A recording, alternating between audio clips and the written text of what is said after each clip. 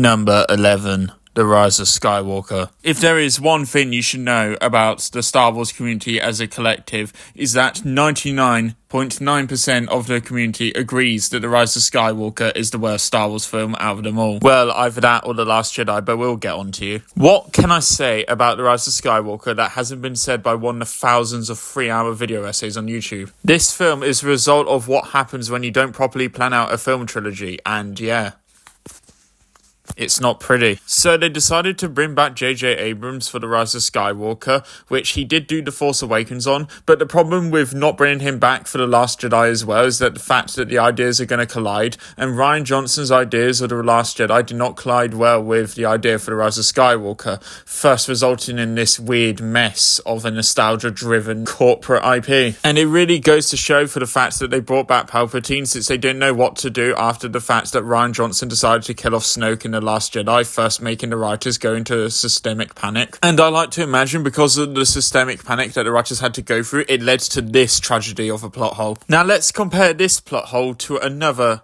plot hole, aka the fire in space stuff from the Acolyte. Now, the main reason why the fire in space stuff from the Acolyte does not bother me is because of how insignificant it is overall to Star Wars, and the fact that it can blend into the insignificance of space in Star Wars as well. Because there's sound in space, why not fire in space as well? It doesn't really do anything. But this Death Star ruin, really, you just can't suspend your disbelief over this. Suspend your disbelief over this giant explosion. Yeah, it ain't gonna work. And they even break continuity from their own damn trilogy. Like the General Hux stuff, I just couldn't find to believe. You mean the same General Hux that did this World War II-like speech and blew up a bunch of planets, turns out to be a spy? Well, I'm just not buying into that, mate. But yeah, apart from all the stuff I mentioned, I don't really have anything else to add on to the Rise of Skywalker segment, since it's always been mentioned by one of those 3-hour pointless video essays.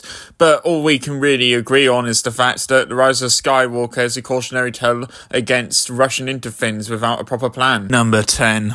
The Force Awakens. So, a couple of months ago, when The Force Awakens turned 10 years old, I decided to rewatch it as like some sort of anniversary tribute. And oh my, upon rewatch, I realised how bloody boring this film is. I think the biggest problem with this film is how damn similar it is to A New Hope. Like, it's too safe of a film because it borrows a lot of the main story elements from A New Hope.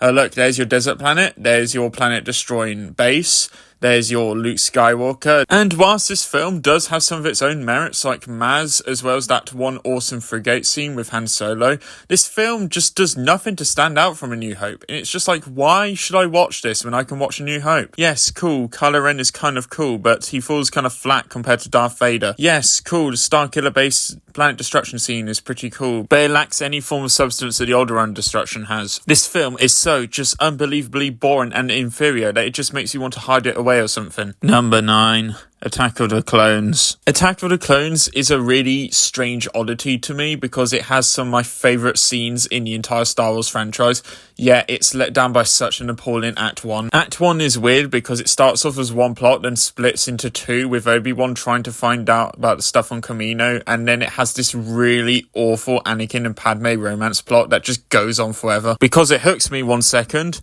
and then puts me to sleep the next. And I don't think the romance subplot helps with the fact that it actually has some of the worst dialogue I've ever heard from a Star Wars movie. This was before Revenge of the Sith, where Hayden Christensen finally got a bit of a grounding with his dialogue, but before then his dialogue was just so awkward and clumsy that it really just turns me off watching the film. Screw it, I'll probably have more fun suffering through Spirit Crucible Elpis than watching these romance scenes. But I say the film finally gets its act together once they go on Tatooine, and then finally the B-plot gets quite interesting with the whole Shmi Skywalker stuff, and it leads to my favourite shot out of any Star Wars film, period. And then Act 3 happens, and then this is where I'd say where the film really picks up. It gets all crazy. It goes batshit crazy with the intense action on Geonosis, and Christopher Lee as Count Dooku really sold me into watching this third act. Overall, I think Attack of the Clones is a pretty good film, let down by a really bad first act. Number 8. The Last Jedi. Now, my opinions on The Last Jedi are a bit weird. This film did not kill my grandma like everybody else likes to imagine, but I felt like this film could have been so much better. So obviously Rian Johnson decided to direct this film, and yeah, you can tell that his direction skills are very different to those of J.J. Abrams. Like, it takes the franchise in a more questioning and a more morally grey area instead of the usual good versus bad that we've had up to this time. It does some interesting things like completely change how Luke's character works, as well as change the sort of morality of the world with Cantonica and stuff. But my issue is, it just felt really undercooked. Like, the film tries to take itself quite seriously all the time, but then it's cut off by like a random 21st century Marvel Cinematic Universe joke. Like, they unironically do a your mum joke in this film, and it's just ugh. Oh, and one thing I want to quickly mention before I forget, Andy Serkis as Snoke is really good. His acting is just incredible in this part. It felt like it was his preparation role for Renoir in Clair Obscur,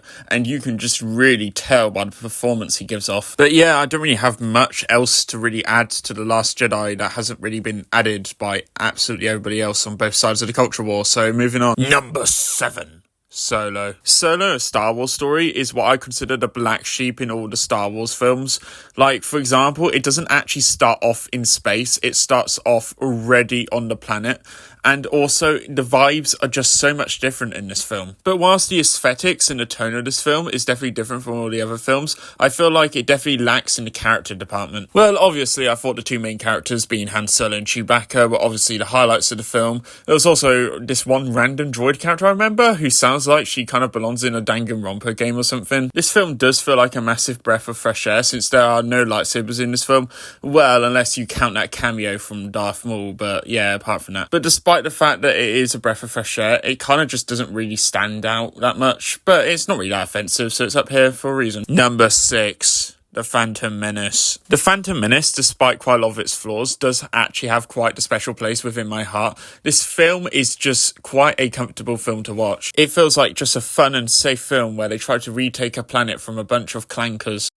Oh, brother, this guy stinks! Guys, I don't know what was happening here, but 1 second I was insulting fictional characters, and the next second I ended up here suddenly in The Circle, and I do not know how to escape The Circle. So for the rest of the video, I'm going to have to record here in The Circle. Anyways, continuing on with the video. Everyone at the time was bothered by the character of Jar Jar Binks, but personally, me, Jar Jar Binks actually added to the films, adding a much needed sense of comedy relief, which made the films a lot more memorable for me. And I'm going to be honest, I'm not the biggest Darth Maul fan. However, after rewatching this film, there's a lot more you can appreciate about Darth Maul, and you really wish that he'd have like a lot more film development other than that cameo in Solo. And also a quick comment on the pacing. It goes really fast at the beginning, then sort of slows down near the middle, and then gets quite fast again towards the end. I don't really get bothered by this, because it's not like Attack of the Clones where it has an absolutely egregious start and an absolutely amazing finish. But yeah, the Phantom Menace is a solid movie that I wouldn't mind rewatching every now and then. Number 5, Rogue One. Without a doubt, easily the best Disney Star Wars film out of them all. And also, fun fact, is my dad's favourite Star Wars film as well. I mean, I can totally see why. A band of misfits trying to work together to try and stop an evil force. A bunch of MCU humour that isn't too on the nose and too annoying. As well as tons of action.